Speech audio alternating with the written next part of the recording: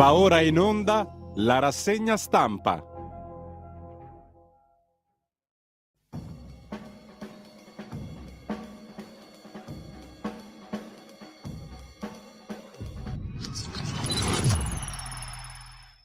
Radio Libertà, la linea subito al nostro direttore Giulio Cainarca.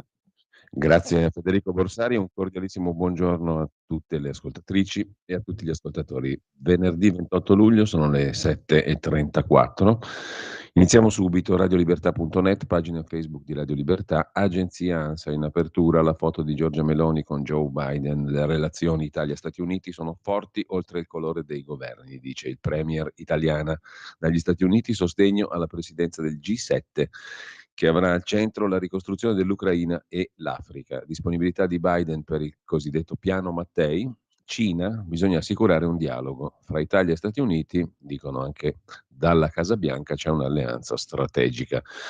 Mattarella, il Parlamento non si sovrapponga ai pubblici ministeri con le commissioni di inchiesta, bisogna correre sul PNRR, il richiamo del Quirinale, siamo in ritardo anche sul clima, dice Mattarella. Musumeci osserva al sud un caldo mai visto, c'è un altro ministro che la pensa come Mattarella, Pichetto Fratin, lo vediamo tra poco. Aung San Suu Kyi è uscita di prigione in Birmania, è stata trasferita in un edificio governativo. Non finiscono i tormenti per la 78enne ex presidente birmana e per una vita messa al gabbio. Accordo sulle modifiche, ma saltano 9 misure sul PNRR. Fitto, il ministro addetto alla questione, dice: non abbiamo fatto tagli, spostato soldi dai comuni altrove verso il settore energetico, a quanto pare. Ma questi sono gli argomenti di primo piano dell'agenzia ANSA. Poi c'è il luglio 2023, che sarà il mese più caldo mai registrato. Ciò nonostante, quest'anno saranno 35 milioni gli italiani poveri che vanno in vacanza. Poveri si fa per dire. Federalberghi parla di un giro da 34 miliardi di affari, preferito il mare, pesa il caro prezzi, poveri italici in vacanza. Varie ipotesi per il futuro del canone Rai le ha fatte il ministro Giorgetti, non più nella bolletta della luce, dentro direttamente nel telefonino, perché siccome ci sono 21 milioni di utenze elettriche, ma 107 milioni di telefonini, mettiamolo lì il canone, che lo facciamo prima a prenderlo, magari diminuendolo un po'. Poi vedremo però più esattamente qual è l'idea. Tra queste ipotesi anche lo scorporo appunto di una quota del canone a carico della fiscalità generale, cioè lo paghiamo sempre noi, ma in altre voci di tasse. Una bella idea. Attualmente le risorse del canone ammontano complessivamente a circa 1 miliardo e 850 milioni di euro. Mentre c'è ancora qualcosa da segnalare in prima pagina sull'agenzia ANSA. Psicologi, allarme ecoansia per la crisi del clima nelle Marche. Questo è il luogo geografico dove l'ANSA colloca la notizia. La crisi climatica si riflette sulle persone, determinando stati di stress, ansia, tristezza, ma anche paura per il futuro, che porta a rinviare importanti progetti di vita. Presumo non solo nelle Marche, ma anche altrove. In ogni caso lasciamo la prima pagina dell'agenzia ANSA, uno sguardo lo diamo velocemente anche ad ADN Kronos, apertura di ADN Kronos Meloni da Biden, poi l'allarme clima, la canzone che facilmente era prevedibile si intonasse, senza giambruneggiare, diciamo così, ma in poche parole già si sapeva che il clima sarebbe stato il prossimo allarme, emergenza. È arrivata l'era della ebollizione globale, dice niente meno l'ONU. Le Nazioni Unite ci hanno informato che è arrivata l'epoca della ebollizione globale. Mettetevi tranquilli che tanto dovete bollire, dobbiamo bollire tutti quanti. Ucraina-Russia, un drone su Mosca nella notte è stato abbattuto. Anche il Salento va a fuoco, in fiamme il litorale di Ugento, turisti in fuga dalle spiagge. L'incendio partito da Torre Mozza ha aggredito la pineta, evacuato un villaggio turistico. La Banca Centrale Europea aumenta ancora i tassi, ma è vicina alla fine di un ciclo, quasi unanime la visione degli esperti dopo la riunione del Consiglio direttivo che ha ritoccato di 25 punti i tassi di riferimento. Parla la presidente Rai Marinella Soldi sul caso dell'unico giornalista, dell'unico scrittore, dell'unico antimafia in Italia, Roberto Saviano. Sul caso auspico un supplemento di riflessione. Il caso Facci è diverso, ha detto la presidente della RAI. Protesta la Lega, un attacco inaccettabile all'amministratore delegato Sergio, una grave invasione di campo, dice la Lega a proposito di questa storia del caso Saviano. Ucraina-Russia, Putin offre grano gratis all'Africa, mentre Fazio fa una battaglia democratica alla quale Fabio Fazio, naturalmente, non il governatore della Banca d'Italia, Fabio Fazio fa una battaglia democratica, dicevo, alla quale tutti gli spiriti democratici, appunto, dovrebbero unirsi. I profili social di Che tempo che fa sono stati impropriamente oscurati dalla RAI. Bisogna che tutti ci uniamo in questa battaglia democratica con Fabio Fazio. Mentre sempre dal primo piano, ma dell'agenzia AGI, vediamo un po' cosa c'è, oltre a Meloni e l'ONU che avverte, iniziamo a parlare di ebollizione globale. La situazione è tale da spingere il segretario generale delle Nazioni Unite, Antonio Guterres, a proporre un termine più forte. Non dobbiamo parlare di riscaldamento, dobbiamo parlare di ebollizione globale, così anche il più cretino dei cretini di noi capisce di cosa vogliamo parlare. Riscaldamento è un termine molto leggero, molto soft, non fa abbastanza paura. Iniziamo a parlare di ebollizione globale. Capite che è molto diverso. Tu ti alzi alla mattina e dici, cavoli, anche quest'oggi mi ebollo globalmente. Mentre sempre dalla prima pagina dell'agenzia AGI, per tornare alle cose domestiche, Fratelli d'Italia si conferma il primo partito, piccolo segnale d'allarme per il Partito Democratico nei sondaggi dei quali non si può fare a meno di con i quali non si può, dai quali, per i quali non si può fare a meno di vivere, si va verso la riduzione del canone RAI. Questa è una cosa simpatica, cioè lo spostiamo sulla fiscalità generale, il pezzo che riduce. Io ti riduco il canone RAI del 10%, quel 10%, magari 15%, così ci guadagno anche qualcosa, te lo faccio pagare sulla cosiddetta fiscalità generale, cioè in modo che tu te ne accorgi di meno, non lo paghi direttamente subito, lo paghi in altra forma, con qualche addizionalina o qualcos'altro, disperso nel mare magno della fiscalità generale. Quello che avanza, cioè il 90% che rimane, te lo paghi non più con la bolletta elettrica, ma col telefonino, che così non scappi più. Sempre dalla prima pagina dell'agenzia AGI, 4 morti sul lavoro in poche ore in Italia, nel Pescarese a Udine, nel Crotonese e nel Cosentino. Una tragedia sull'Himalaya, un'arrampicatrice italiana precipita per 150 metri e muore. Elisabeth Lard Schneider, ventenne, altoatesina, o per meglio dire sud tirolese, promessa dell'arrampicata azzurra, è caduta mentre stava salendo le montagne del Ladakh. Detto ciò, lasciamo la prima pagina dell'agenzia AGI, andiamo velocissimamente a vedere i quotidiani di oggi, perlomeno le prime pagine. La prima pagina di Avvenire, il quotidiano di ispirazione cattolica, si apre con questo titolo: Le armi e il pane. Si intensifica la controffensiva nel sud dell'Ucraina. Mosca adesso ammette si combatte, ma noi teniamo. Intanto il forum Russia-Africa sul grano. Putin promette forniture gratuite ai paesi africani, mentre colpisce i depositi ucraini, scrive Avvenire. Dal continente invito alla trattativa per non affamare intere popolazioni. Alcuni leader disertano il vertice. La foto di Meloni e Biden, uniti su Kiev e Alleanza Atlantica. PNRR si cambia. Il ministro Fitto e la cabina di regia hanno rimodulato il piano in tandem con Repower EU, via 9 misure per 16 miliardi. A sorpresa escono i progetti contro il rischio alluvioni, ma saranno recuperati, e quelle per i beni confiscati. Arriva nell'edilizia un nuovo ecosgravio fiscale da 4 miliardi per i redditi bassi. Intanto alla Camera la maggioranza presenta la richiesta di sospensiva fino al 29 settembre del voto sulla proposta per il salario minimo. C'è poi questa simpatica parola alla quale dobbiamo abituarci. Il segretario dell'ONU ha detto appunto bisogna parlare di ebollizione globale, non più di riscaldamento. Anche Avvenire lo mette in prima pagina. Il Corriere della Sera mette invece in apertura Il clima, tanto per cambiare, la sferzata di Mattarella, il presidente Mattarella contro i negazionisti del climate change, dei cambiamenti climatici. Tante discussioni mi sorprendono, ha detto Mattarella, siamo in ritardo. E poi naturalmente cosa lancia un presidente della Repubblica? Ma ovviamente un monito su giustizia e fondi europei. Dice no all'insuccesso il presidente Mattarella ineccepibilmente. Sul PNRR si cambia, riscritti 144 obiettivi, non ci sarà nessun taglio, dice il ministro Fitto Fitto, ora negoziato con Bruxelles, ma nel merito saranno spostati 16 miliardi all'energia, ci saranno meno soldi per i comuni, protesta dei sindaci, così il Corriere della Sera. In taglio alto, Meloni da Biden, Occidente mai così unito, e poi sono stata invitata dalla Cina, ci andrò.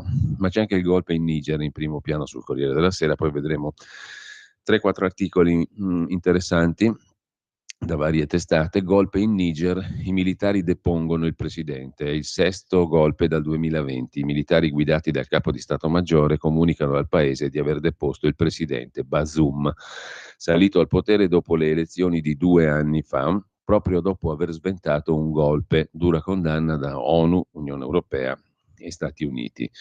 E sempre dalla prima pagina del Corriere della Sera di oggi, mossa di Pinot, il 30% della maison di moda di Valentino, celeberrima, diventa francese. Il colosso francese Kering, guidato da François-Henri Pinault, ha annunciato un accordo vincolante con il fondo di investimento del Qatar Mayhoola per l'acquisizione di una partecipazione del 30% in Valentino. L'intesa prevede che l'opzione che Kering possa acquisire entro il 2028 da Mayhoola il 100% del capitale sociale della casa di moda italiana e qatarina, o qatariota che dir si voglia. Nel primo semestre un made in Italy del Qatar, quello di Valentino, che diventa più francese. Nel primo semestre la società francese ha visto salire a 10 miliardi di euro i suoi ricavi. Insomma, qualcosa torna più o meno vicino a casa dopo il Qatar.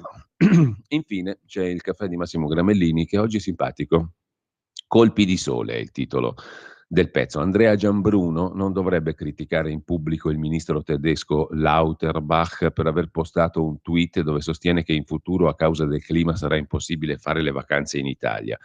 Andrea Giambruno, conduttore, giornalista di Rete 4, non dovrebbe farlo perché è il marito, il compagno della Premier, del Presidente del Consiglio. Ogni parola di Giambruno può essere scambiata per l'opinione di Giorgia Meloni. Detto questo, però, la condizione di non compagno della Premier, scrive Gramellini, mi offre invece il vantaggio indubbio di poter affermare senza rischi di crisi diplomatiche che sul tweet del ministro Lauterbach la penso sommessamente come Giambruno. Questa è simpatica, bisogna dirlo. Dal Corriere della Sera passiamo al Fatto Quotidiano. L'apertura del quotidiano di Marco Travaglio è dedicata all'Ideona, tagliano i fondi contro il dissesto e la povertà. Il PNRR, rapinati pure i comuni. C'è il ministro Fitto col sacco dei dobloni, il sacco degli euro in mano, che se ne va, ruba i soldi, mentre dietro tutto è allagato, tutto va a fuoco. C'è l'ebollizione globale anche sull'Italia. E questi infami del governo rapinano i comuni, tagliano i fondi contro il dissesto e la povertà. Sono proprio scemi questi che governano adesso. La Rai di destra ha pronto l'anti-report. Chi lo conducerà? Lo conducerà, non lo condurrà, attenzione, si dice conducerà, lo conducerà Sottile, Salvo Sottile, col programma di Ranucci Report spostato alla domenica. La sera dopo sarà affidata al conduttore appena perdonato per il caso della bestemmia, Salvo Sottile. Intanto la Presidente Soldi protesta per Saviano. E c'è una vignetta su Salvini, la dolce malavita, prossimamente su Rai 3. Salvini è raffigurato come Anita Ekberg, ministro della malavita, lo aveva definito Saviano. Così viene rappresentato la dolce malavita, appunto come Anitona che fa il bagno nel film La dolce vita nella Fontana di Trevi, e Salvini è rappresentato così da Mannelli in prima pagina sul Fatto. 30 anni fa il risveglio col PAC di Milano e 2 basiliche romane abbattute da bombe politico-mafiose. Oggi il PM Tescaroli dice troppi pezzi mancano, indaghiamo ancora. Con calma, perché sono passati appena 30 anni. Sul caso dell'Ucraina, Barconi e Cina, Meloni si inchina a Biden, Meloni si inchina alla Casa Bianca, sull'Ucraina, sui barconi, sulla Cina. Su tutto praticamente, scrive il Fatto. Salario minimo, attacco ai 9 euro, chi vuole la schiavitù, e poi le chat e le mail di Open, la fondazione di Renzi. La Corte Costituzionale contro la Cassazione, così fa vincere Renzi. Ha dato ragione a Renzi su un concetto veramente difficile da comprendere, cioè che le chat e le mail sono comunicazioni e come tali sono protette quelle dei parlamentari dall'immunità. Una cosa incredibile, le mail e le chat fanno parte della categoria comunicazioni. Io pensavo che fossero generi alimentari, però insomma, forse mi sbaglio. Comunque Mattarella critica chi nega sul clima e l'inchiesta Covid. 2 botte al governo. Poi Selvaggia Lucarelli si occupa del Ken di Barbie Giorgia, cioè il marito Gianbruno, il compagno, in guerra col ciuffo, in guerra con la Germania. Urca. Di Rai in peggio è il titolo invece del pezzo di Marco Travaglio in prima pagina sul Fatto.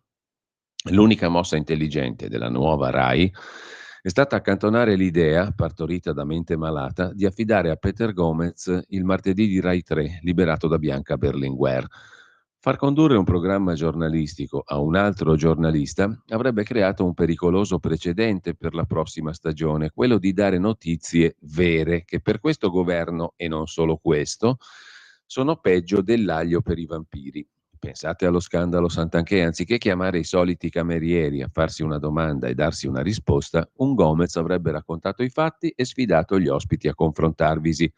Pussa via, molto meglio chiudere anche l'ultimo talk giornalistico della Rai e rivolgersi a una strana figura, dalla professione incerta ma dall'affidabilità certissima, Nunzia De Girolamo, ex ministra forzista, alfaniana, divenuta una Barbara D'Urso che non ce l'ha fatta, però gradita a destra, gradita ai renziani tramite il suo agente, Presta, eppure al PD tramite il marito, Boccia. Ricordate le balle dei giornaloni sull'asse Meloni-Conte in Rai? Ecco, perfetta per non dare fastidio né notizie a nessuno.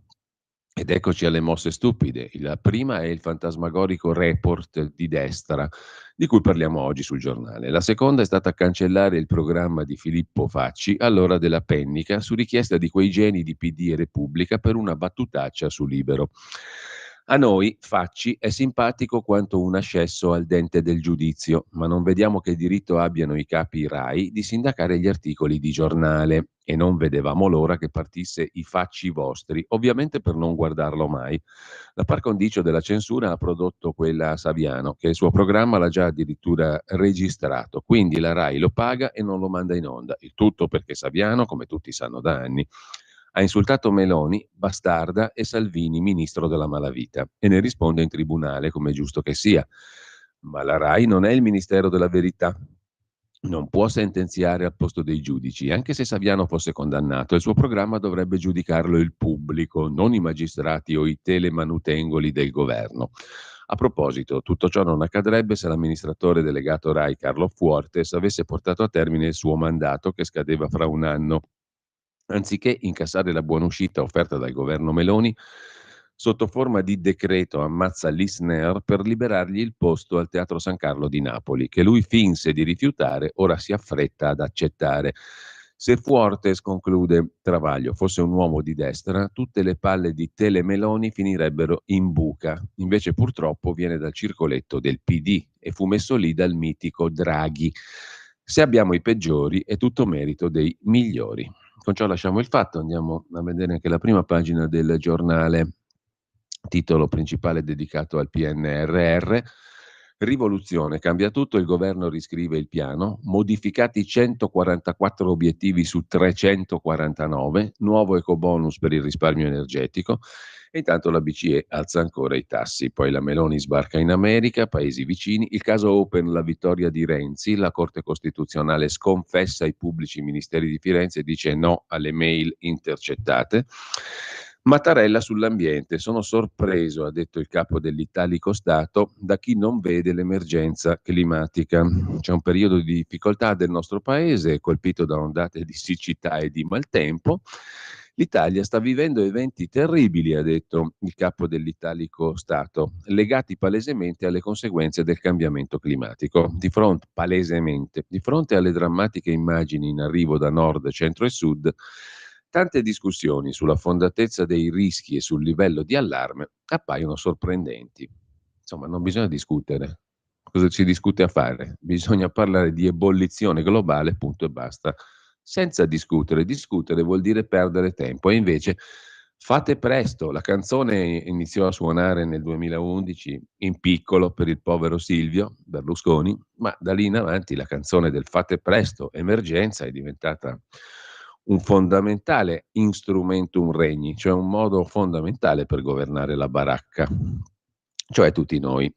Infine Valentino diventa francese, poi Fazio e Saviano, i finti martiri che battono cassa, e Giorgetti che ha l'ideona, ripensa il canone Rai, non più in bolletta ma sui cellulari. Lo vedremo meglio. Intanto dal giornale passiamo al quotidiano nazionale, Giorno, Nazione, Resto del Carlino, Mattarella sul clima, siamo in ritardo, cioè tradotto, fate presto, c'è l'emergenza, siamo tutti in ebollizione globale. Fate presto a mettere le mani nelle tasche del contribuente, perché poi alla fine stringi, tutto si riduce a quello, o poco più, diciamo.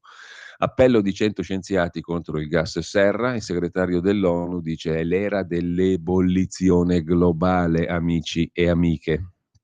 A voi vi sembra che è quasi tutto normale, che fa più o meno caldo, c'è stata qualche tempesta violenta, mai vista prima, ma insomma nel mondo non è roba nuova. E beh, no, non è così, c'è l'ebollizione globale, fate presto, siamo in ritardo.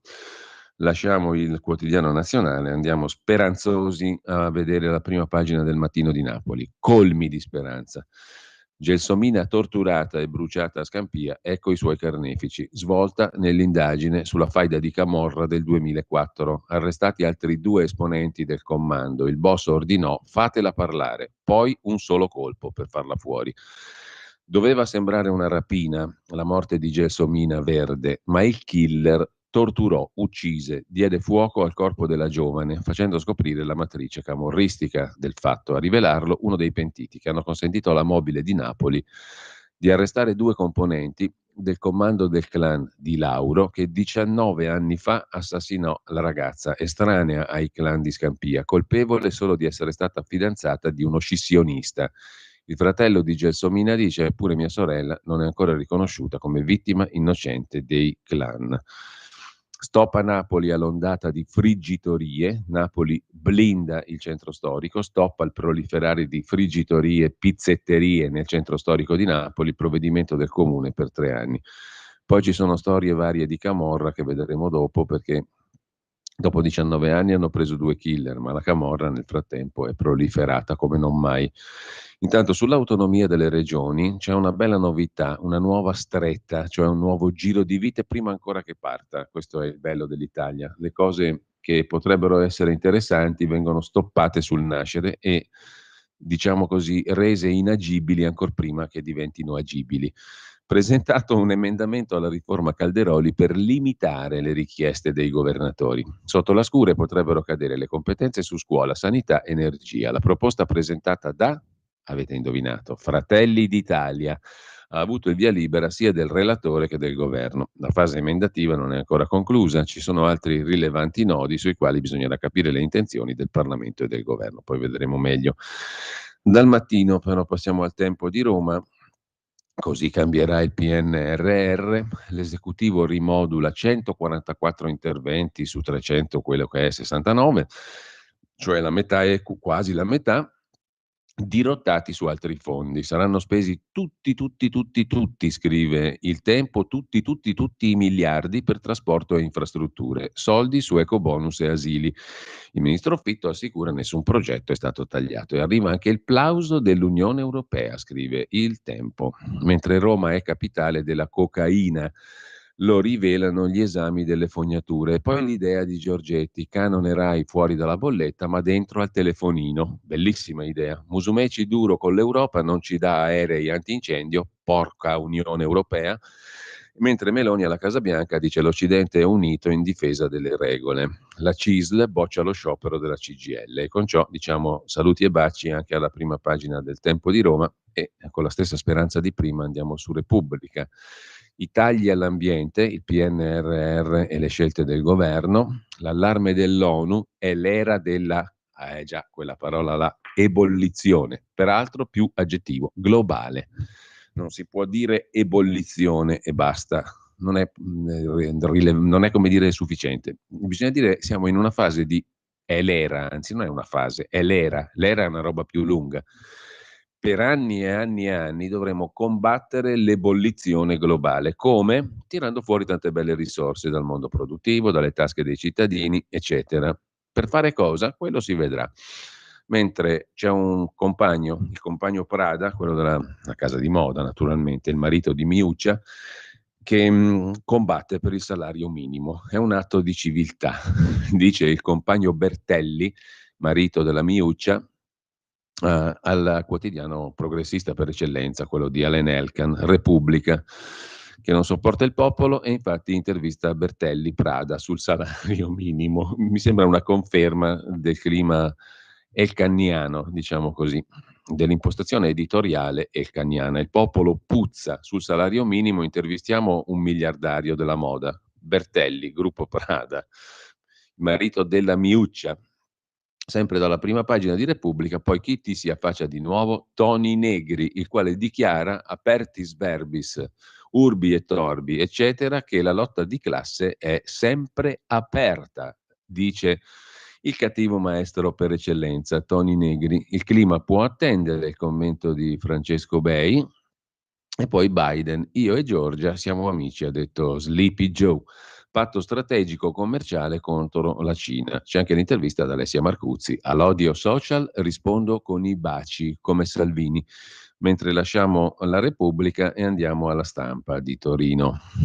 La consorella per parte di Loggia di Repubblica, disastri ambientali fuori dal PNRR, questi sono proprio scemi, questi che governano in Italia oggi, con 16 miliardi in meno il governo cambia mezzo recovery, cioè siamo pieni di disastri ambientali, siamo in ebollizione globale, lo dice il Papa, lo dice Mattarella, lo dice il Presidente, il segretario delle Nazioni Unite e questi qui, quei fresconi qui della destra cosa ti fanno con tutto sto casino che va a fuoco il mondo, che tutti stiamo bollendo?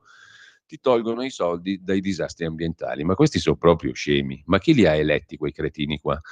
Mentre sempre dalla prima pagina della Stampa, Mattarella boccia la commissione Covid. Le Camere non si devono sovrapporre ai pubblici ministeri, alla magistratura, di cui il Presidente della Repubblica è il sommo vertice, essendo egli il Presidente del ciechi, sordi e muti, l'Unione dei ciechi, sordi e muti, cioè il Consiglio Superiore della Magistratura, presieduto dal Presidente della Repubblica.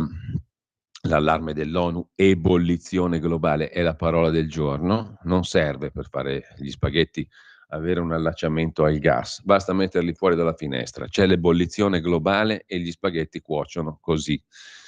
Sono le ore 8 e il soggetto parlante s'ammutolisce.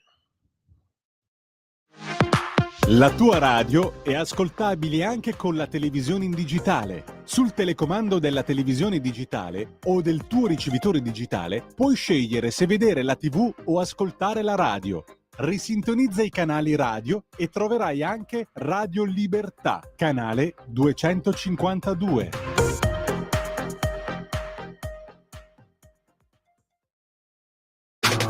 Stai ascoltando Radio Libertà. la tua voce libera, senza filtri né censura. La tua radio.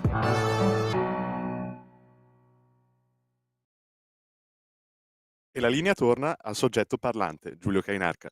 E come un solo uomo, naturalmente anche se siamo in due, io e Federico, la coppia del secolo, torniamo alla prima pagina della Stampa, perché qui c'è il simpaticissimo, come un mazzo fresco di ortiche tra le natiche, fisico Giorgio Parisi, premio Nobel di tutto il globo terracqueo, che interviene in prima pagina sulla Stampa per dirci una cosa molto chiara: smettetela di dire che è solo maltempo, qui dobbiamo parlare appunto di ebollizione globale. Fate questo esperimento oggi pomeriggio, mezzogiorno, perché lei, se vi va un bel piattone di spaghetti di pasta, risparmiate sulla bolletta, mettetela fuori dalla finestra, c'è l'ebollizione globale e gli spaghetti si cuociono senza bisogno di gas, senza bisogno di piastra a induzione elettrica, insomma senza bisogno di sprecare elettricità. C'è anche i suoi vantaggi l'ebollizione globale, per farsi gli spaghetti non serve pagare la bolletta.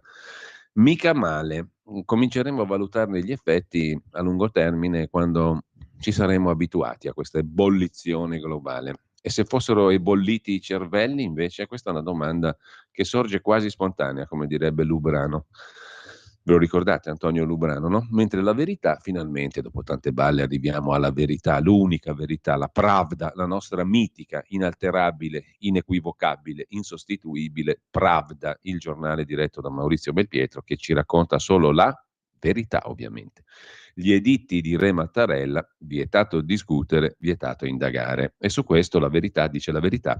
Il presidente entra a gamba tesa su clima e Covid. L'uomo del Colle, osserva il direttore della Verità, Maurizio Belpietro, l'uomo del Colle, cioè Sergio Mattarella, è sbalordito che si dibatta sul riscaldamento globale. Per lui bisogna soltanto tacere e agire, cioè pagare noi, per combattere le cause. Pagare noi ce l'ho aggiunto io, però insomma il concetto mi sembra ovvio, no?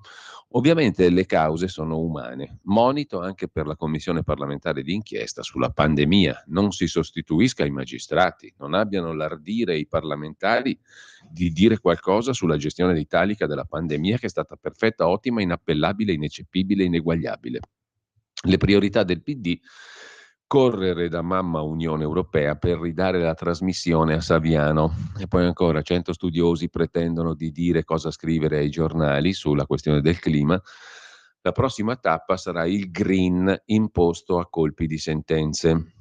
Infine, pale eoliche, obbrobrio, pannelli e cappotti sono stati traforati dalla grandine. Che roba schifosa che sono le pale eoliche, i pannelli fotovoltaici, i cappotti termici che sono venuti giù per niente, per 4 colpetti di grandine. Giorgetti infila il canone Rai in tutti i cellulari, spiazzante proposta del ministro, scrive Claudio Antonelli, che non l'ha presa tanto bene, diminuire l'importo del canone Rai ma caricarlo su ciascuna SIM. Che poi diminuire l'importo, diminuire un paio di sfere rotonde, diciamo, perché in realtà non si tratta di diminuire l'importo, ma di trasportarne una parte sulla fiscalità generale, cioè paga sempre Pantalone, pago sempre io, ma sotto un'altra voce del dove pago.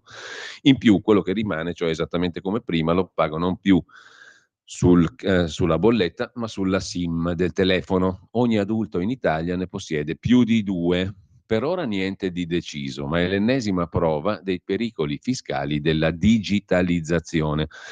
Dal basta canone Rai in bolletta, perché mi pare che la Lega avesse detto questo, no? Niente più canone Rai, aboliamo il canone Rai. Quello lì era un concetto più facile da capire. Azzerare, abolire il canone Rai. Siamo passati da questo al prelievo sul cellulare, che non è proprio la stessa cosa. Il passo è breve, scrive La Verità. Il ministro Giorgetti ha spiegato in aula che il contratto di servizio prevederà in futuro un adeguamento alle nuove tecnologie.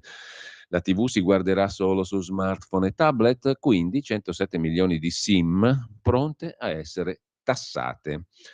Mentre il caso Elkan è commentato in prima pagina da Marcello Veneziani sulla Verità. La puzza sotto il naso non basta per essere bollato come intellettuale.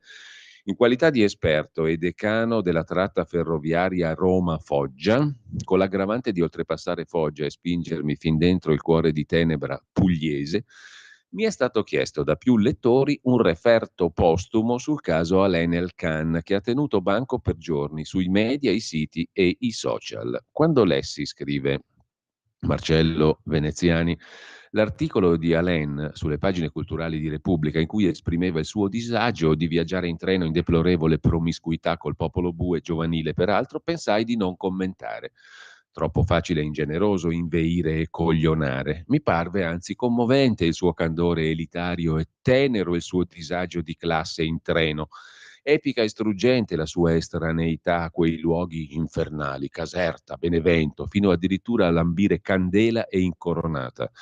E a quel popolo di viaggiatori che ancora si accoppia con gente dell'altro sesso, cioè in cerca di ragazze, parla apertamente di donne, di calcio, spudoratamente, profanando la cartellina di cuoio in cui lo scrittore S maiuscola custodiva quotidiani finanziari stranieri e disturbando la sua lettura di Marcel Proust e i maestrini pedanti subito a far notare che ha sbagliato citazione e volume.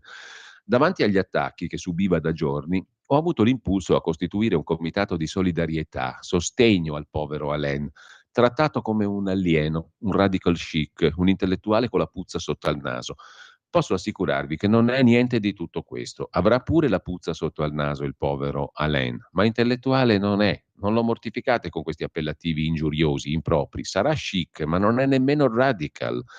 Alain è stato un bel giovane, attraente, elegante. Ora è un bel anziano di 73 anni, un po' insofferente verso i giovani, che compie missioni impossibili, come quella di andare addirittura in treno, niente meno che a Foggia, con un gesto eroico di sfida nei giorni in cui c'erano 43 gradi in terra di Capitanata.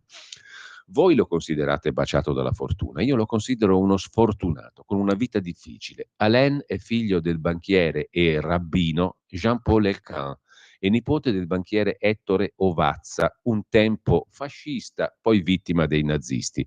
Poi diventò il marito di Margherita Agnelli. Infine è diventato il padre di John Elkann, oltre che del leggendario Lapo. Insomma, il povero Alain non è mai stato se stesso, è sempre stato il figlio, il nipote, il cognato, il marito, il genero, il padre di qualcuno. Più che una persona è una sinapsi, una cerniera, un crocevia parentale, un favoloso inseminatore che ha dato un futuro alla sfortunata dinastia degli Agnelli e alla Fiat, che oggi viaggia sotto falso nome e altra bandiera. Anche nella vita letteraria, Alain ha fatto da spalla a Moravia, poi in TV a Indro Montanelli. Portatore sano di cultura e letteratura, Alain è stato un elegante indossatore di opere e talenti altrui. È stato pure il sottosegretario alla cultura, ma il suo principale era Vittorio Sgarbi, non so se mi spiego. Un martire, cosa gli rinfacciate? Che male ha fatto in vita sua? Innocente, innocuo, lieve, discreto, con una sua altera gentilezza. Non è mai stato egocentrico ma centrifugo. Sì, gli hanno dato presidenze e incarichi, soprattutto non operativi, però lui ha sempre tenuto un profilo non alto né basso ma evanescente. Ha scritto decine di libri, romanzi, interviste e altro, non ha mai fatto nulla per lasciare una traccia o lanciare un'idea. Che discrezione. Ha vissuto all'ombra del suo bel nome, della sua bella figura, dei suoi bei vestiti, del suo bel parentado, senza mai prendersi la scena. Ora, scrive Marcello Veneziani sulla Verità, lo avete linciato il povero Alain Elkann perché ha osato dire che in treno qualcuno gli ha dato fastidio parlando ad alta voce. Nei vagoni c'è pure l'area silenzio. La prossima volta, se mai volessi sottoporti a un'altra tortura ferroviaria, prenota quei posti. Alain si è lamentato perché non lo hanno riconosciuto, ma forse è stato meglio per lui. Resta un mistero il suo viaggio a Foggia. È come se, che so, avvistassero Bill Gates da Padre Pio o Chiara Ferragni a Meggiugorie. Così come non capisco perché definire lanzichenecchi quei giovanotti che viaggiavano in prima classe, ma non si chiama più così col nuovo lessico ipocrita. I lanzichenecchi erano soldati tedeschi calati dal nord Europa a Roma per fare il famoso sacco. Questi invece erano italiani, forse settentrionali, dice Elkann, e andavano a sud, dove i guaglioni sgarbati vengono chiamati vastasi o bastasi in Sicilia, ribusciati e nel napoletano guappi. Ma, scrive Veneziani, se viaggiano in prima classe sono sgalliffi o chiavici. Ma poi cosa hanno fatto di male? Non l'hanno insultato, non l'hanno menato, niente rutti, niente abusi o sconcezze. Per andare da Roma a Foggia, e qui capisco lo sgomento di Alain, non si passa dalla Costa Azzurra, ma addirittura da Caserta, da Benevento. Ma non sono cannibali, anche se non leggono il Financial Times a Benevento. Immagino con quale sgomento abbia letto l'articolo di Elkann il massimo esperto e utente della linea Roma-Foggia. È il mio amico Francesco Martucci, devoto a Padre Pio, purtroppo un po' anche a Mario Merola. Lui è nato niente meno a Caserta, lavora tra Foggia e Napoli, ha famiglia nella Puglia profonda e dunque batte tutto il sud. Non c'è volta che mi chiami al telefono e non si senta in sottofondo. È in arrivo sul secondo binario locale per Foggia. Martucci ha cittadinanza ferroviaria, vive sul treno da pendolare, recita a memoria l'orario ferroviario, è sommelier di carrozze e appena ha un giorno libero si mette sul treno per i suoi pellegrinaggi. Francesco avrebbe difeso il povero Alain dalla masnada dei lanzichenecchi perché è sudista, è buono di cuore, ama leggere più di lui, anche se viaggia in terza classe. Pure quella non c'è più, ma lui mentalmente è ancora lì. È un classista a rovescio di Alain. Salta sul treno più disagiato per gustare la lentezza bollente di quei vagoni scassati. Insomma, conclude Marcello Veneziani, Non disturbate il povero Elkan, lasciategli leggere l'opera di Proust, che avrà probabilmente cominciato in adolescenza e non ha ancora finito. Così Marcello Veneziani, dai che valeva la pena di leggerselo tutto. Mentre c'è una notizia interessante in prima pagina. Vi ricordate Clementina Forleo, magistrata che indagò sul PCPD, SPD, D'Alema, la banca di D'Alema, abbiamo una banca Fassino, eccetera? Ebbene, la Forleo ha vinto in Cassazione, riaprite il caso della banca dei democratici di sinistra, dei DS, poi PD, esposto a Nordio e al CSM. L'inchiesta sulla scalata alla Banca Nazionale del Lavoro, tentata dal finanziere rosso Giovanni Consorte e dall'Unipol. Vi ricordate poi le intercettazioni che andarono in onda sulla famosa vecchia anziana radio Padania Libera su questa vicenda? Le tirammo fuori tutte da quei dialoghi, erano meravigliose. C'erano i capi dei democratici di sinistra, Fassino, D'Alema, quell'altro, La Torre, eccetera, eccetera, che discutevano amabilmente coi puzzoni finanzieri, quelli che facevano le scalate con i soldi degli altri, eccetera, eccetera, e abbiamo una banca e facciamo così e facciamo così. Consorte, D'Alema, Fassino, tutte discussioni e conversazioni molto interessanti che hanno fatto incazzare molto quelli dei DS, tant'è vero che la Forleo è finita male. Adesso però l'inchiesta sulla scalata dalla Banca Nazionale del Lavoro BNL, tentata dal finanziere rosso Consorte dalla sua Unipol con la benedizione degli allora vertici dei DS, ma abbiamo una banca? Chiese fremente Piero Fassino, e tra l'altro l'intercettazione di Fassino che dice abbiamo una banca fu fatta uscire tramite Gianluigi Nuzzi, al quale arrivò la conversazione, fu pubblicata sul giornale, vi ricorderete. Il 18 luglio il giudice della Corte d'Appello di Roma, Clementina Forleo, 18 luglio scorso, Forleo alla quale quel fascicolo era stato sottratto tra il maggio e il luglio del 2008, perché infastidiva Lorsignori evidentemente, ebbene Forleo ha inviato al Consiglio Superiore della Magistratura, ciechi sordi e muti, alla Procura Generale della Cassazione e al Ministero di Giustizia le dichiarazioni rilasciate dall'ex presidente dell'Associazione Nazionale Magistrati Palamara nelle indagini difensive svolte dai legali della stessa Forleo, la quale è stata citata a giudizio a Brescia per diffamazione dall'ex senatore DS Nicola Latorre, protagonista di quelle memorabili intercettazioni anche lui. Nel dischetto sono stati inseriti anche gli atti più importanti del procedimento Lombardo e una pronuncia favorevole alla Forleo della Cassazione. Il medesimo materiale in primavera è stato depositato anche presso il giudice civile di Brescia, che dovrà rifare il processo. La mossa della dottoressa Forleo mira a far aprire procedimenti disciplinari su una vicenda spinosa finita nel dimenticatoio. Nel suo libro Il sistema è lo stesso Palamara a riassumere i fatti. Nei documenti depositati dai PM che avevano istruito l'indagine, racconta Palamara, si fa cenno, solo cenno, a telefonate intercettate tra quei signori, gli scalatori, i Puzzoni, là vi ricordate Ricucci e compagnia bella, e D'Alema, Fassino e La Torre. Sono le telefonate che noi avevamo recitato con Sammy Marin e ascoltato qui alla vecchia Radio Padania Libera. In pratica i vertici dei DS riguardava questa storia. Forleo, contraddicendo i suoi colleghi pubblici ministeri, non solo chiede che quelle telefonate vengano messe agli atti, in virtù di questo fatto, poi noi le abbiamo potute leggere e mandare in onda in radio, ma si spinge a dire e a chiedere che D'Alema, Fassino e La Torre siano indagati perché le loro parole dimostrano che sono complici consapevoli di un disegno criminoso. E avevamo letto a suo tempo le motivazioni della dottoressa Forleo, che diceva questi erano perfettamente consapevoli che c'era in atto un disegno criminoso. I vertici dei DS erano consapevoli. D'Alema, Fassino, La Torre e compagnia. Il Parlamento europeo, di cui l'ex premier D'Alema faceva parte, decise di non autorizzare l'uso delle intercettazioni e di non revocare l'immunità del leader, che restò fuori dall'inchiesta. La Forleo invece venne trasferita dal ciechi sordi e muti dal CSM per incompatibilità ambientale a causa di alcune sue dichiarazioni televisive. Nell'ottobre del 2010 il giudice rilascia un'intervista a Panorama intitolata No, la legge non è stata uguale per tutti, in cui racconta anche come La Torre sarebbe uscito indenne dall'inchiesta di Milano. Le carte concernenti la posizione del senatore Latorre, che tornavano in seguito alla mia richiesta dal Senato, stranamente non arrivarono mai sulla mia scrivania, racconta Forleo, finché, approfittando di una mia assenza di 7 giorni, dopo oltre 2 mesi, Il PM le dissotterrò per inoltrarle con urgenza al GIP di turno. Questi le rispedì al Senato senza informarmi, mentre ero stata tenuta al corrente di ogni dettaglio anche durante le ferie. Tutto questo salvò il senatore Latorre. Se invece le carte fossero arrivate a me, che ero il giudice naturale, le avrei inoltrate al pubblico ministero perché decidesse se avviare o no un procedimento, come avevo fatto per D'Alema.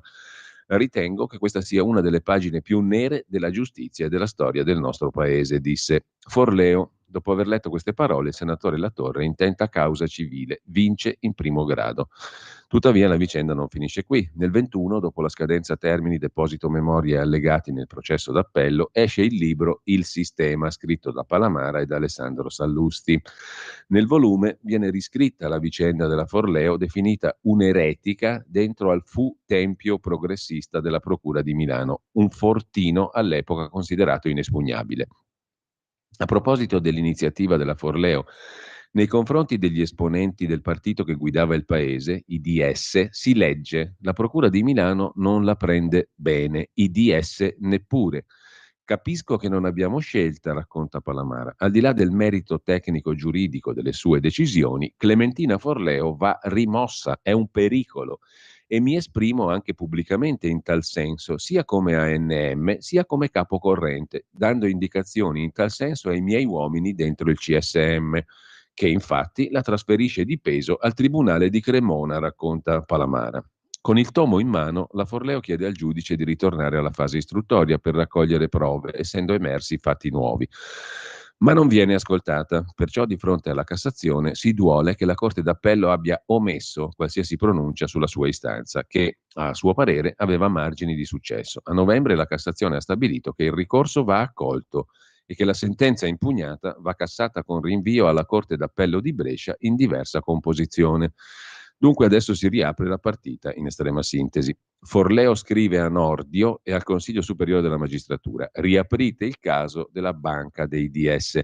Il giudice Forleo, che definì D'Alema e Latorre complici di un disegno criminoso, dopo una vittoria in Cassazione vuole chiarezza sulla propria rimozione dal fascicolo BNL, anche grazie alle nuove dichiarazioni di Palamara. A novembre 22 la Corte di Cassazione le ha dato ragione. Ora altre indagini, scrive La Verità, in questo bell'articolo che è l'unico a raccontare questa storia oggi, Giacomo Amadori. Un articolo che riporta alla luce una vicenda antica ma che conferma ciò che avevamo già intuito all'epoca, cioè che quell'indagine lì andava chiusa, la Forleo andava trasferita perché rompeva le scatole molto semplicemente. Intanto lasciamo anche La Verità, l'abbiamo fatta lunga, ma andiamo a vedere Libero per concludere. Libero apre la sua prima pagina con Oh yes, Georgia da Biden, avanti insieme. La Meloni, accolta alla Casa Bianca dal Biden. Italia e Stati Uniti mai uniti come adesso, ma è ancora stallo sulla via della seta.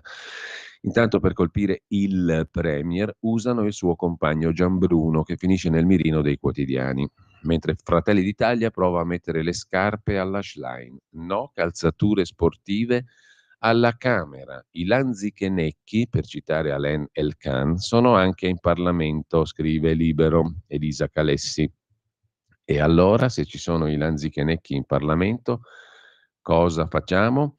Almeno nel tempio della democrazia diamoci un taglio. Basta con le scarpe da ginnastica e la cravatta sia obbligatoria per i maschi. Se la richiesta fatta da 3 deputati di Fratelli d'Italia dovesse passare, sarebbe una piccola rivoluzione. Sono queste le cose che il Paese attende con ansia. Mentre Alessandro Sallusti si occupa di Ciotti, Saviano, la calda estate che brucia i cervelli. Giorgia Meloni alla Casa Bianca parla del futuro dell'Occidente. Qui da noi l'estate della sinistra si incentra su 4 casi delicati. Un caso psichiatrico, Roberto Saviano, un caso umano, Don Ciotti, un caso di depistaggio politico, il PD, e un caso di linciaggio mediatico al compagno di Giorgia Meloni, il ciuffato Andrea Gianbruno. Partiamo dal caso di Saviano, eccetera, eccetera. Le considerazioni di Sallusti sono quelle di tutti gli uomini di buon senso dell'ottima destra italica. Mentre sempre dalla prima pagina del quotidiano Libero, la sinistra vieta il maltempo, Se piove, obbligatorio dare la colpa all'allarme clima. È una petizione addirittura quella di cui parla Antonio Rapisarda su Libero. Gli scienziati gretini dettano la linea, grandine e revolution. Dite che è colpa dei gas, non che è maltempo.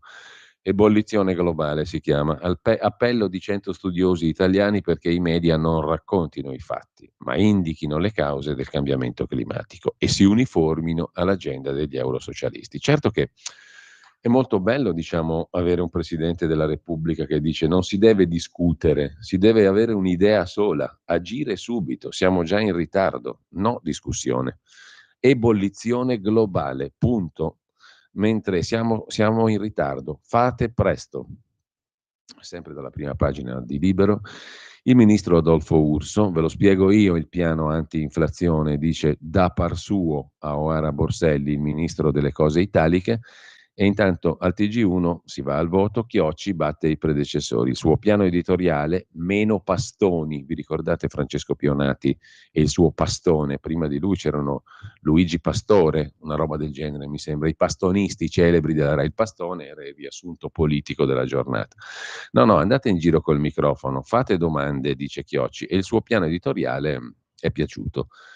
C'è un bellissimo pezzo a chiudere la prima pagina di Libero, bellissimo titolo, L'umanità fa schifo, non soltanto sui treni.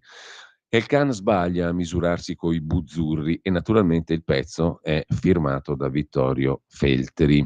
Anche io, come tanti, ho trovato inopportuno il pezzo pubblicato dalla Repubblica firmato da Alain Elkann, nel quale lo scrittore descriveva con disgusto la sua esperienza, scrive Vittorio Feltri, che, scusate un attimo, ma altro che Alain Elkann, il vero snob qua in tutta la stampa italiana è lui, il grande Vittorio Feltri. È lui il più snob di tutti, a dir la verità. Gli hanno dato del grezzo, del bifolco, eccetera. Invece è di uno snobismo superiore, ma vale 10 Elkann, parere personale. In ogni caso, un viaggio in treno verso Foggia in un vagone dove un gruppo di giovinastri vestiti come zingari, cioè come il figlio di Elkann, Lapo, si è esibito con un eloquio, scrive Vittorio Feltri, prima pagina su Libero, da buzzurri in discorsi volgari.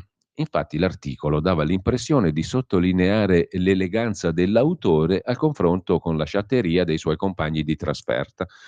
Gente volgare, priva della più elementare educazione. Devo sottolineare un particolare. Un signore che sia veramente tale per dimostrare la sua superiorità, anche estetica, non dovrebbe mai misurarsi con i plebei che gli siedono accanto. Sottolineare la propria raffinatezza e superiorità culturale per dimostrare la cafoneria altrui è una volgarità che non si addice a una persona chic.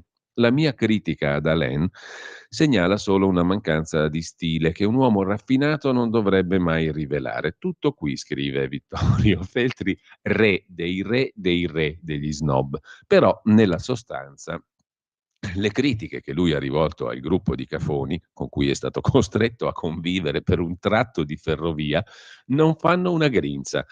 Le condivido tutte in pieno, scrive Feltri, eppure non c'è bisogno di recarsi a Foggia in treno per constatare che l'umanità in genere fa schifo. In particolare i giovani sono villani insopportabili e incapaci di esprimere un concetto qualsiasi se non usando un linguaggio pecoreccio, con tutto il rispetto alle greggi. Io da anni vivo a Milano, scrive Vittorio Feltri, e mi capita spesso la sera di prendere l'aperitivo al bar Brera, zona centrale molto affollata di gente di ogni colore. Ebbene, seduto al mio tavolino non posso non osservare gli avventori del locale e i passanti. Lo spettacolo che si offre ai miei occhi è deprimente. La maggioranza degli uomini, non solo giovani, deambula sfoggiando pantaloni corti disgustosi. Molti hanno ai piedi delle ciabatte che sfoggiano con piacere. Raramente vedo sfilare un signore in giacca e cravatta. I più eleganti, direi passabili, sono gli anziani d'ambo i sessi. Le persone più sfacciate di norma sono le ragazze, smaniose di esibire il culo come se fosse un trofeo. Non ho niente contro i glutei femminili, per carità, però non sarebbe il caso di sbattermeli in faccia. Mi capita sovente di ascoltare i discorsi che si levano dai tavolini del locale accanto al mio. C'è solo da rabbrividire. Il lessico più diffuso è infarcito di frasi oscene pronunciate con una disinvoltura sorprendente. Ovviamente non oso commentare ad alta voce, mi devo mordere la lingua. Qualcuno osserverà, conclude Vittorio Feltri, che i tempi sono cambiati, ma temo che a non cambiare sia la maleducazione diffusa. In parte, quindi, solidarizzo con Alain.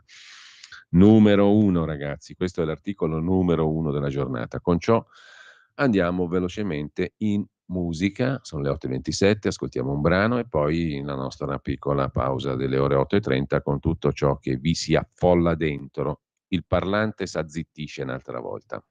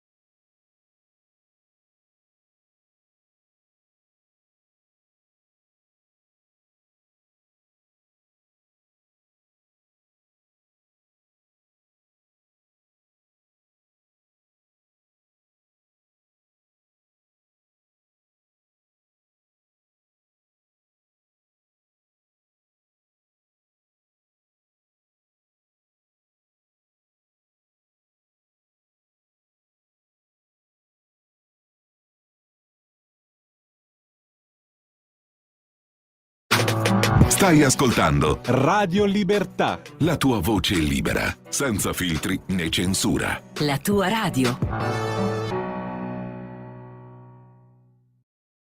Un mondo oltre l'immaginazione. Un viaggio oltre ogni confine. Comincia l'avventura. Hai solo un'ora. Movie Time. Ogni sabato dalle ore 16. La prossima volta che vai in vacanza, sia così gentile da farci sapere dove va. Se ti dicessi dove vado, non sarebbe una vacanza.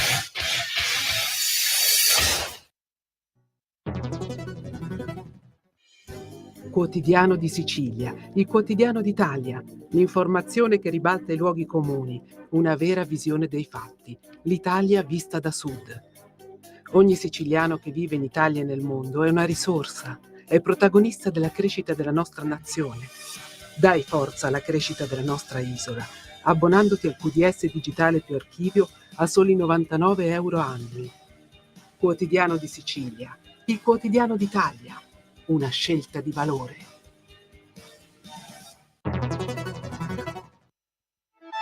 Stai ascoltando Radio Libertà, la tua voce libera, senza filtri né censure, la tua radio.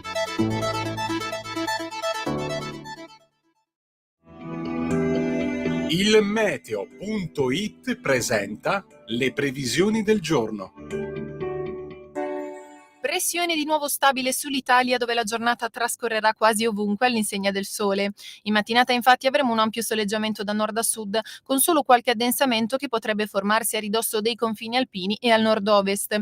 Nel pomeriggio poi tenderà ad aumentare l'instabilità, con rischio di qualche rovescio temporale sui medesimi settori. Sempre tutto sole invece sul resto del paese. Per ora è tutto da ilmeteo.it, dove il fa la differenza. Consultate la nostra app per maggiori dettagli. Una buona giornata da Alessandra Tropiano.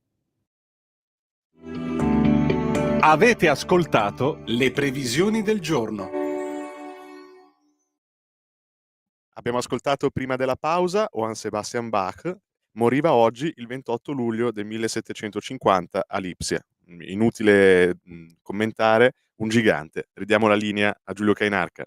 Grazie a Federico Borsari, naturalmente su Bach non c'è niente da dire e andiamo a vedere però anche la prima pagina di Italia Oggi. Questa è simpatica.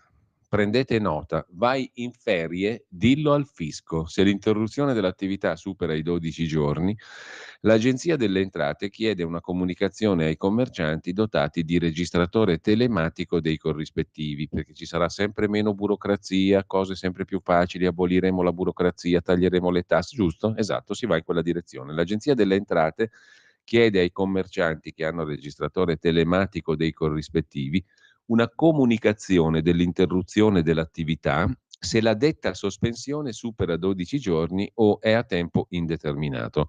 Un adempimento non previsto da alcuna disposizione di legge, ma indicato all'interno delle specifiche tecniche che hanno accompagnato il provvedimento direttoriale sulla lotteria istantanea. Ottimo. Mentre Biden ha ricevuto Meloni perché si fida dell'Italia come partner affidabile e in Germania sta morendo il quotidiano L'Unità, cioè non è l'Unità, comunque è l'equivalente dell'Unità tedesca, non ha più lettori, era il quotidiano della DDR, racconta Roberto Giardina, il quotidiano della Germania Est. Diritto e rovescio, il corsivo di prima pagina su Italia Oggi.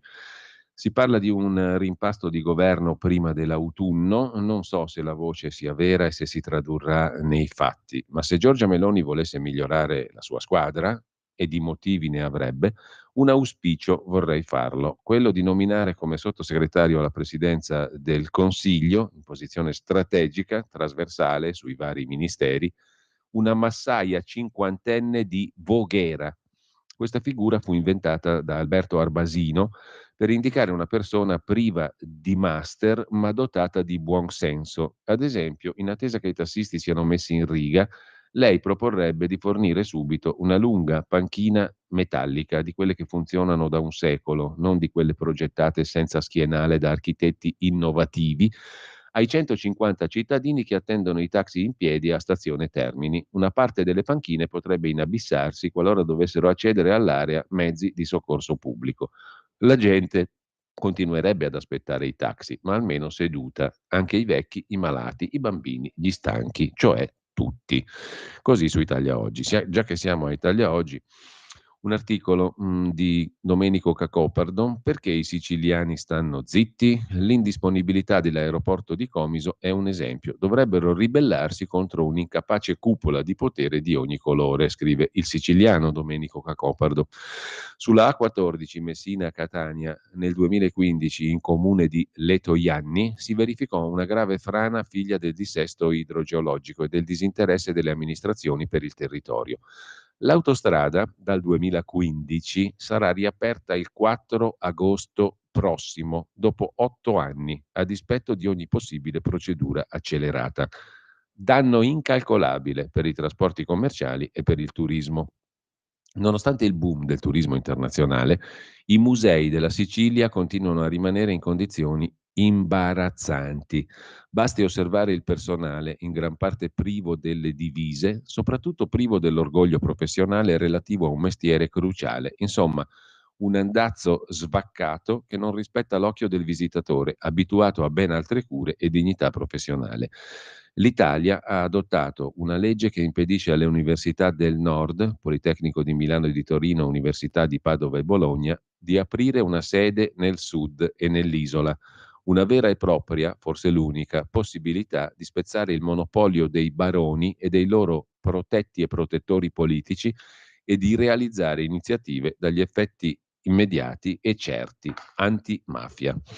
Così scrive con inappellabile, inconfutabile, apprezzabilissima chiarezza Domenico Cacopardo su Italia Oggi.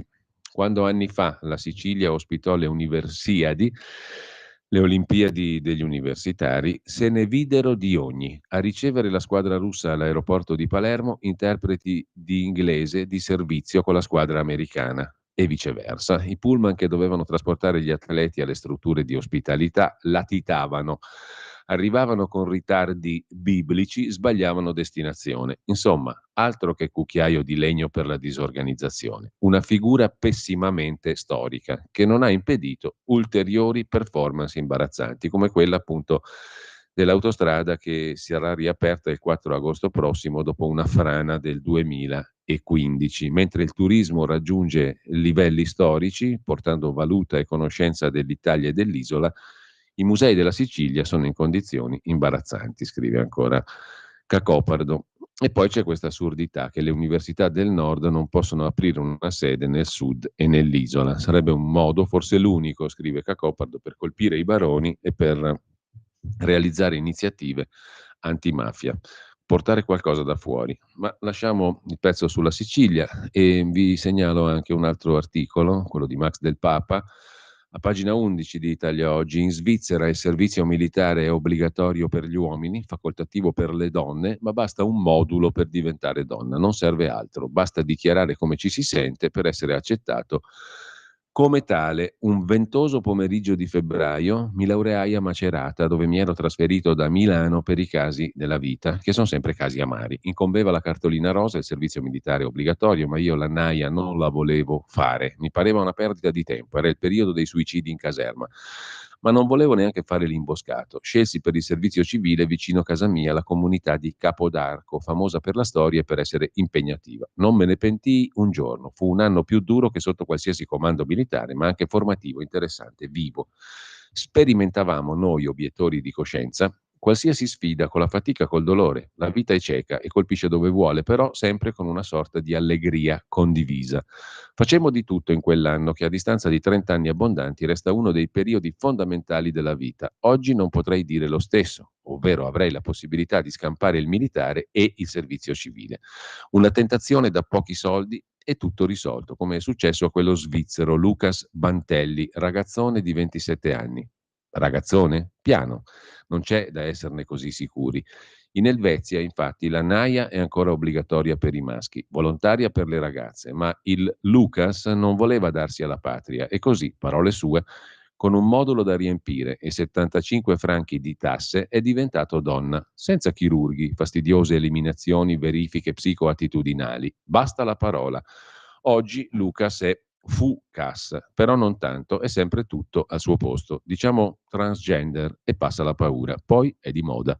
Con un prestampato la nostra Luchina ha cambiato il suo stato civile per non fare il militare. Questi sarebbero i diritti Disneyland sbandierati nei Gay Pride, insieme a tutine in latex, culetti frustati e imbecilli travestiti da Gesù Cristo intento a farsi flagellare dai village people. Lo chiamano progresso, diritti indisponibili.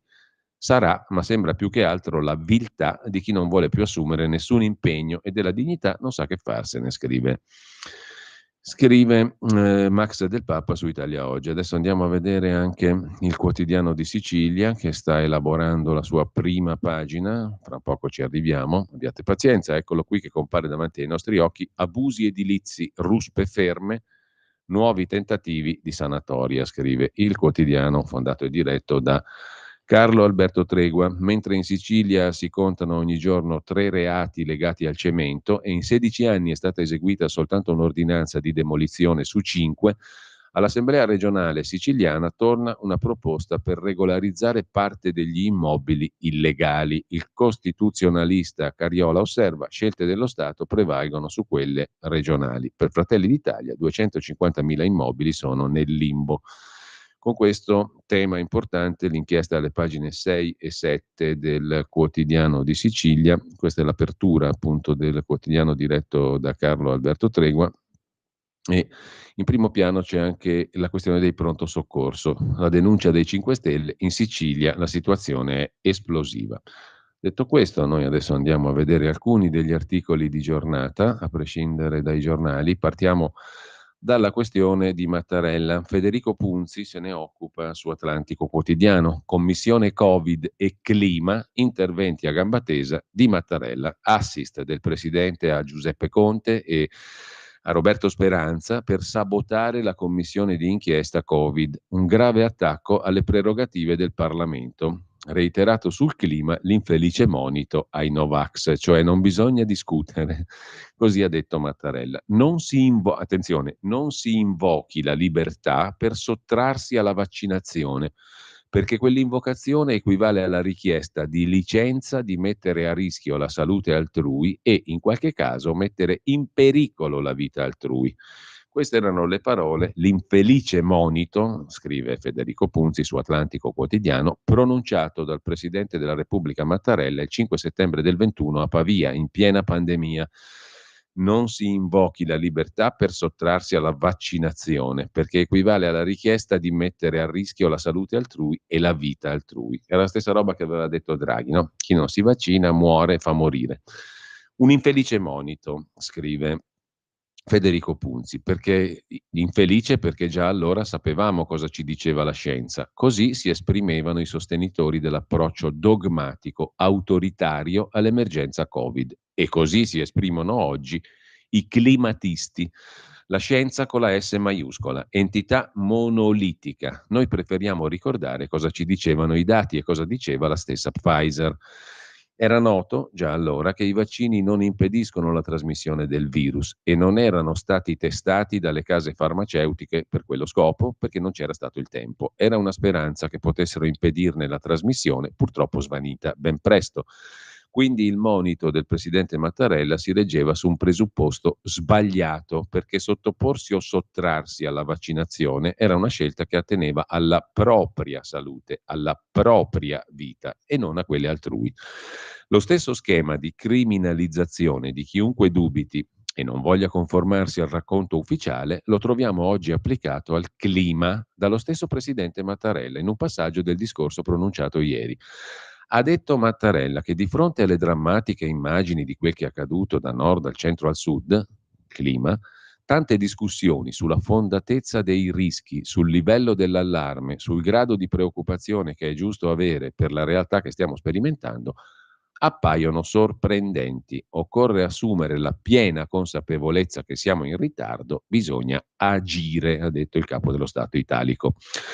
Così Mattarella ha voluto in qualche modo, osserva Punzi, squalificare le discussioni sul cambiamento climatico, bollandole come sorprendenti. Ci auguriamo che queste discussioni continuino ad essere lecite, sebbene sorprendano il Quirinale. Ma certo, nel momento in cui l'allarmismo e la pressione sui cittadini sono arrembanti e sta prendendo piede ancora la criminalizzazione di chi osi sollevare dubbi proprio sul grado di allarme e sulle soluzioni, oltre che sulle cause, e perfino a livello parlamentare si evoca il reato di negazionismo climatico, le parole di Mattarella assumono un tono molto poco rassicurante. E poi c'è anche l'attacco alla commissione Covid, uno stupefacente attacco alla commissione di inchiesta parlamentare sull'emergenza Covid, un vero e proprio intervento a gamba tesa del Presidente per influenzare l'iter parlamentare ancora in corso della legge, un assist a PD e 5 Stelle che quella commissione vorrebbero sabotarla. Iniziative di inchieste con cui si intende sovrapporre, ha detto Mattarella, attività del Parlamento ai giudizi della magistratura sono fuori del recinto della Costituzione, non possono essere praticate. Non esiste un contropotere giudiziario del Parlamento usato parallelamente o, peggio, in conflitto con l'azione della magistratura. Così come non sono le Camere a poter verificare, valutare e giudicare se norme di legge che il Parlamento ha approvato siano o meno conformi a Costituzione. Questo compito è riservato dall'articolo 134 in maniera esclusiva alla Corte Costituzionale. Non può esistere una giustizia costituzionale politica. Così Mattarella.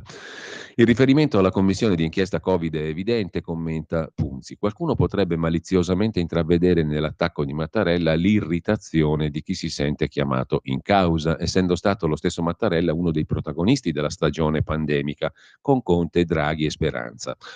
Ricordiamo infatti che tutti gli atti su cui è stata edificata l'impalcatura normativa dell'emergenza Covid sono stati validati dal Quirinale e non farebbe piacere a Mattarella che ora il Parlamento sconfessasse il suo operato. Ma innanzitutto qualcuno dovrebbe suggerire al Colle di rileggersi l'articolo 82 della Costituzione sui poteri di inchiesta di ciascuna Camera. Ciascuna Camera, lo dice la Costituzione, articolo 82, può disporre inchieste su materie di pubblico interesse, nomina fra i propri componenti una commissione e la commissione di inchiesta procede alle indagini e agli esami con gli stessi poteri e le stesse limitazioni dell'autorità giudiziaria. Allora come la mettiamo con le parole di Mattarella che ha detto è fuori dalla Costituzione una commissione di inchiesta parlamentare? La commissione di inchiesta può nascere su materie di pubblico interesse e ha gli stessi poteri e le stesse limitazioni dell'autorità giudiziaria. Punto. Il Presidente avrebbe ragione a parlare di contropotere giudiziario se alla Commissione fosse attribuito il potere di emettere o annullare sentenze o far decadere leggi, ma evidentemente non è questo il caso, non potrebbe mai esserlo. Ma che il Parlamento non abbia il potere di revisionare l'operato dei governi e il suo stesso operato durante una stagione d'emergenza per verificare la ragionevolezza e la compatibilità coi principi della democrazia delle misure restrittive imposte ai cittadini non sta scritto da nessuna parte, anzi ci pare un attacco alle prerogative del Parlamento. Cioè Mattarella ha attaccato il Parlamento, non viceversa, o il Parlamento che ha attaccato la giustizia. Nient'altro che tale verifica si prevede infatti alla legge istitutiva della commissione di inchiesta. Sostenere che il Parlamento non possa effettuare una valutazione politica a mente fredda della congruità di misure adottate, della legittimità di obblighi, restrizioni, stato d'emergenza, decretazione d'urgenza, è semplicemente lunare. Proprio il Parlamento ci pare essere la sede più appropriata per tale scrutinio. La sede più idonea per indagare la gestione dell'emergenza Covid è quella politica, parlamentare e non giudiziaria, ricorda Federico Punzi su Atlantico Quotidiano. Mentre a proposito di clima, sostanzialmente la pensa come Mattarella Gilberto Pichetto Fratin, il ministro dell'ambiente del governo Meloni. Nessuno neghi l'emergenza clima. Per le opere ci sono altri fondi, niente definanziamenti agli interventi sul dissesto idrogeologico nel PNRR. Quanto al nucleare, non pensiamo a nuove centrali da domani, ma l'Italia non può restare fuori dalla ricerca, cioè tempi lunghissimi. Lo faremo quando Salvini sarà morto in nucleare. Basta disfattismi interni, certi progetti non sarebbero mai stati collaudati entro il giugno del 26 sul PNRR. E poi il problema è comune, sono colpiti dall'emergenza clima tutti i paesi affacciati sul Mediterraneo. Pianificazione e controllo saranno le parole chiave. Intanto, per quanto concerne l'emergenza climatica, ritengo che nessuno possa permettersi di negare. Certamente non c'è nessuno che lo fa all'interno di questo governo. Aggiungo che non è neppure una novità degli ultimi giorni, ma da anni ci troviamo davanti a episodi atmosferici estremi. Il presidente Mattarella si dice sorpreso dal dibattito sulla fondatezza dei rischi, sui ritardi accumulati. Bisogna fare presto e non discutere più. Ha perfettamente ragione il presidente Mattarella, afferma il ministro Pichetto Fratin sulla Stampa di stamani. Ripeto, non esiste dibattito, almeno nel governo, sulla fondatezza dei rischi. Non a caso abbiamo varato un decreto siccità con la nomina di un commissario e la creazione di una cabina di regia a Palazzo Chigi per affrontare in modo organico il tema della siccità, che è l'altra faccia della medaglia delle alluvioni. Sulla Verità, invece, il professor Franco Battaglia si occupa del grande abbaglio del fotovoltaico, un'altra questione intorno alla vicenda energetica, miliardi buttati per restare a secco. Da inizio secolo il mondo impegna $1 trilione all'anno nella tecnologia solare e in quella eolica. Nel 2022 la domanda di energia è cresciuta, ma le rinnovabili hanno coperto solo l'85% di questo incremento. La nostra è l'epoca caratterizzata da combustibili fossili, grazie ai quali è sparita la schiavitù ed è aumentata la popolazione della Terra, sostiene Battaglia. La conversione green all'elettricità derivante dal sole è già un fallimento in Germania. La Germania ha speso una fortuna per avere solamente 7 gigawatt di corrente, scrive Franco Battaglia su La Verità. Mentre parla su Libero il professor Luigi Mariani. Meno morti, terra più verde, finitela col terrore da CO2, dice il fondatore del servizio agrometeorologico lombardo. In 100 anni la vegetazione è cresciuta del 30%, afferma il professor Mariani, e le vittime di eventi estremi sono calate da 850.000 a 50.000 all'anno.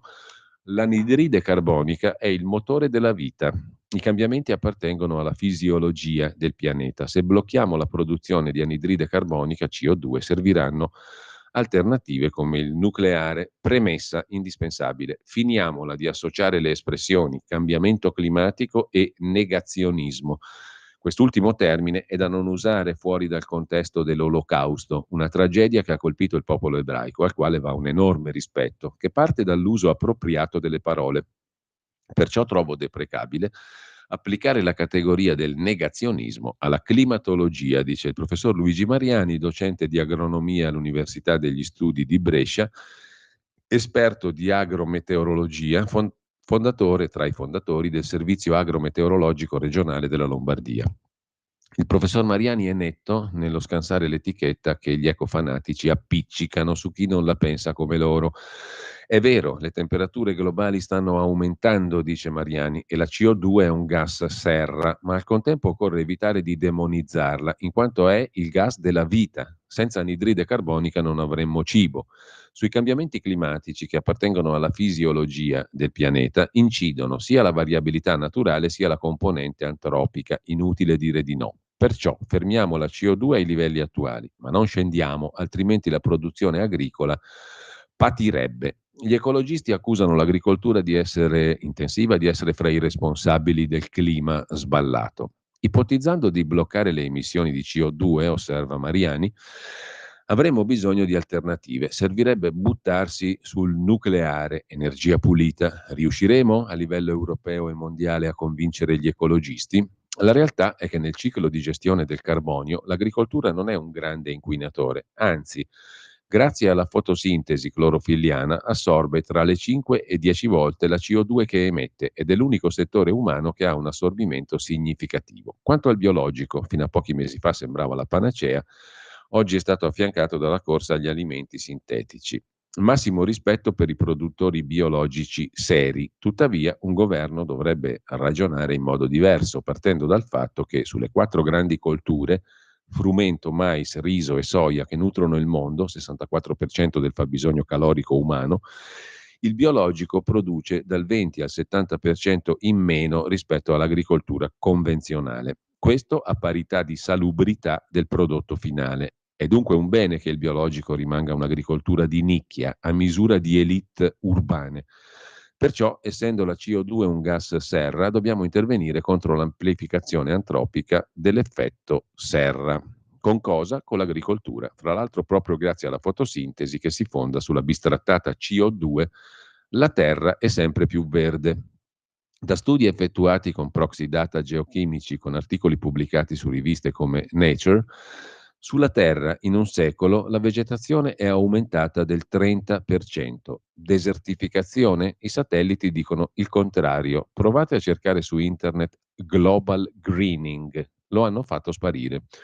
Gli ultimi fenomeni meteo in Italia, ad esempio la tempesta che a Milano ha abbattuto decine di alberi, lasciano perplessi, osserva l'intervistatore. Risponde il professor Mariani: io abito proprio a Milano. Ieri alle 6 ho fatto un giro in bici su un circuito compreso fra Piazza Napoli e il Castello Sforzesco. Con la mia deformazione professionale di agronomo ho osservato gli alberi abbattuti dal vento. Nella maggior parte dei casi ho notato che si trattava per lo più di piante malate e o con apparati radicali troppo ridotti per garantire una stabilità in presenza di vento molto forte come quello del 25 luglio.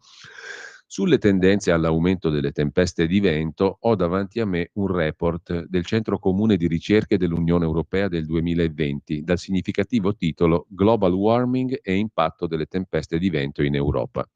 Vi si afferma che, sebbene i media tendano a enfatizzare questi eventi, la letteratura scientifica indica la mancanza di una tendenza generale all'aumento della frequenza e dell'intensità delle tempeste di vento in Europa.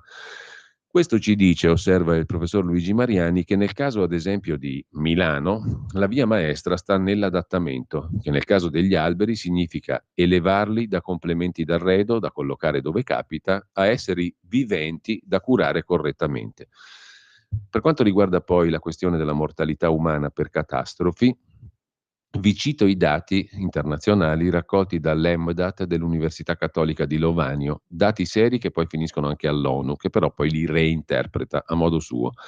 A livello mondiale i morti per eventi estremi da catastrofi naturali, fra cui quelle meteoclimatiche, sono costantemente in calo nell'ultimo secolo. Dal picco del decennio 1920-29, in cui ci furono 856.000 morti all'anno in media, siamo passati ai 50.000 del decennio 2010-19 e nel periodo 2022 siamo a 22.000, e questo nonostante la popolazione mondiale sia passata da 1,5 miliardi del 1900 a 8 miliardi di oggi, una proporzione che parla da sola. Dunque, la mia conclusione è semplice. Creare un clima di terrore nella popolazione, specie fra i giovani che sono chiamati ad avere fiducia nel futuro, non aiuta ad adattarci al clima che cambia. Occorre fiducia nell'innovazione, da perseguire con politiche di medio e lungo periodo in agricoltura, nei trasporti, nella gestione del territorio e delle acque e nella sanità. Così il professor Mariani su Libero. Siamo a pagina 9. Mentre Giorgetti ripensa il canone della RAI. Andiamo sul Giornale per evitare strumentalizzazioni politiche, per capirne di più. Il canone RAI verrà pagato non più in bolletta ma sul cellulare. Il canone RAI, racconta il Giornale, pagina 14, fuori dalla bolletta dell'elettricità, ma collegato alle utenze telefoniche dei cellulari. È una delle ipotesi formulate per la riforma della riscossione del canone RAI da parte del ministro dell'Economia, Giorgetti, ieri audito presso la Commissione parlamentare di vigilanza RAI. Progressivamente si potrà diminuirne anche l'importo, quindi neanche subito ti dicono che diminuisce progressivamente, ma poi, diciamo così, lo paghi con la fiscalità generale, cioè lo paghi comunque tu. Progressivamente si potrà diminuirne l'importo, ma considerato il difficile quadro macroeconomico, la questione è destinata a essere affrontata più in là, con buona pace di Matteo Salvini, che ne auspicava una drastica riduzione, o meglio l'abolizione del canone RAI, ve lo ricordate? In particolare, ha detto Giorgetti, va aperta una riflessione sulle modalità di fruizione del TV, che, come dimostra Rai Play, consentono di vedere i contenuti della Rai usando vari device, vari strumenti. Se il presupposto diventasse il possesso di un'utenza telefonica mobile, ha detto Giorgetti, cioè un telefonino, si avrebbe un aumento della platea e quindi una riduzione del costo pro capite del canone. Cioè l'ideona è: facciamolo pagare a tutti quelli che hanno il cellulare, il canone Rai. Oggi sono 21 milioni i cittadini che pagano con la bolletta, mentre le utenze telefoniche mobili, i cellulari, sono 107 milioni, il doppio degli italiani. Il meccanismo comporterebbe problemi di applicazione, calcolo di utenze per nucleo familiare, andrebbe individuato un tetto massimo per evitare il pagamento di somme più elevate, ha detto Giorgetti. Insomma, dobbiamo studiarci. Tra gli obiettivi del governo anche lo scorporo di una quota relativa agli investimenti sostenuti dalla RAI, che potrebbe essere posta a carico della fiscalità generale. Si tratterebbe delle spese per ottimizzare la capacità trasmissiva e il livello di copertura delle reti RAI. Valgono circa 300 milioni. La riduzione sarebbe fittizia, perché sarebbe finanziata da altre entrate dello Stato, che bisognerebbe comunque incamerare. Il canone in bolletta è stato il modo più semplice per incassare, ha detto Giorgetti, ma ci sono tanti modi per finanziare il servizio pubblico, anche guardando all'esperienza di altri paesi. Se ne occuperà l'ennesimo tavolo tecnico al Ministero dell'Economia. Molto interessante, no? Se la questione è solo quella della modalità, il risultato è sempre quello. Interessantissimo. Facciamo una pausina un po' più lunga del solito perché c'è bisogno di prendere aria qua, molta aria. Un nuovo modo per sostenere la tua radio. Visita radiolibertà.net. Ti basta un click e potrai versare il tuo contributo volontario direttamente online. Potrai donare con ogni tipo di carta di credito, anche prepagata. Ti aspettiamo online su radiolibertà.net. Sostieni la tua radio con il tuo contributo volontario. Radio Libertà. La tua radio. Diamo voce alla nostra gente.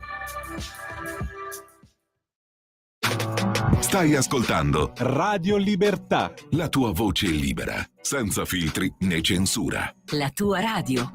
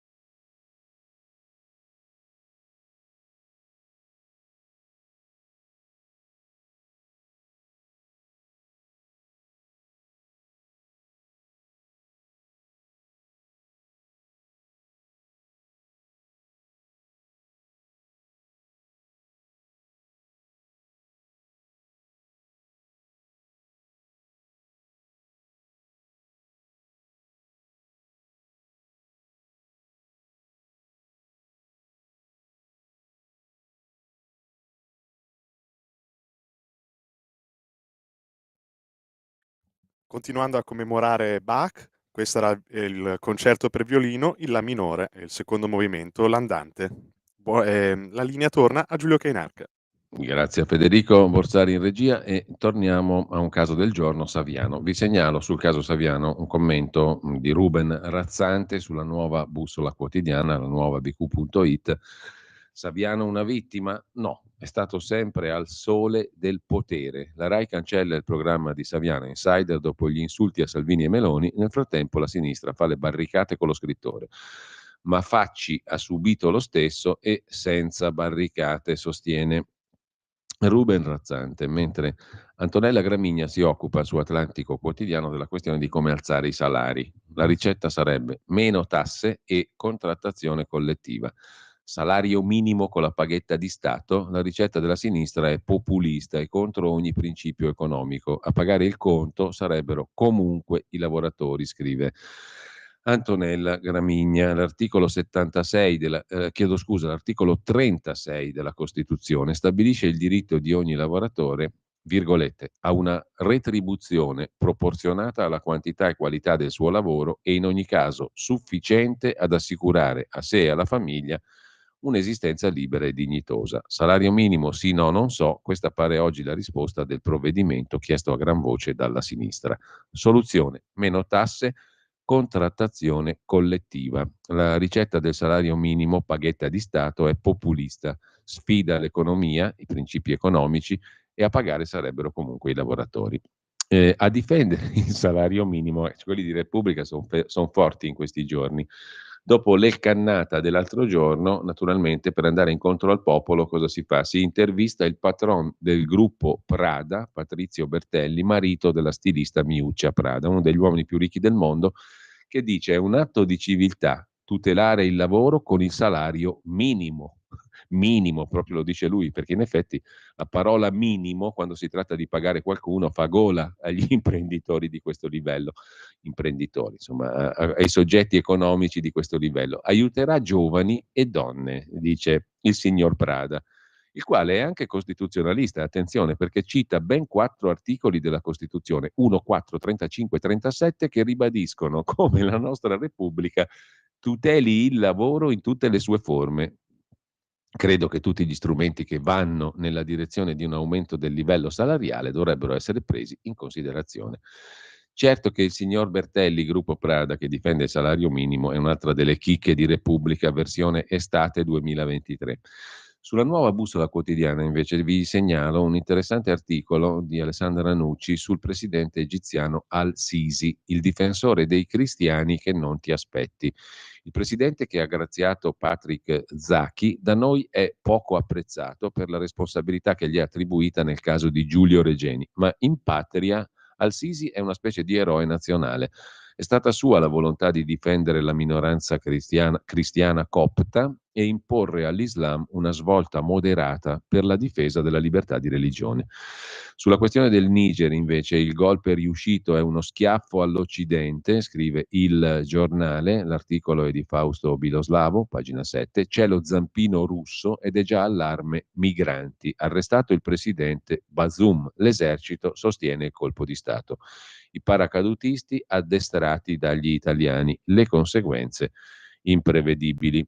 C'è anche un articolo interessante nella pagina dei commenti di Repubblica, firma di Luca Raineri, se vacilla il Niger. Nella confusione alimentata dalle comunicazioni distorte restano da chiarire cause e dinamiche del colpo di Stato militare, ma le conseguenze del rovesciamento del governo Bazoum, democraticamente eletto nel 21, potrebbero avere ripercussioni di amplissima portata. Un errore confinare il golpe in Niger nella rubrica delle periodiche sommosse africane. Che ne pensino gli epigoni di Donald Trump, il Niger è diventato il perno del dispositivo di sicurezza dell'Occidente in Africa. Il Niger è al centro di vettori strategici che hanno scalato le priorità delle cancellerie occidentali. Le periferie del Niger sono insidiate da insurrezioni jihadiste che avanzano dai paesi confinanti.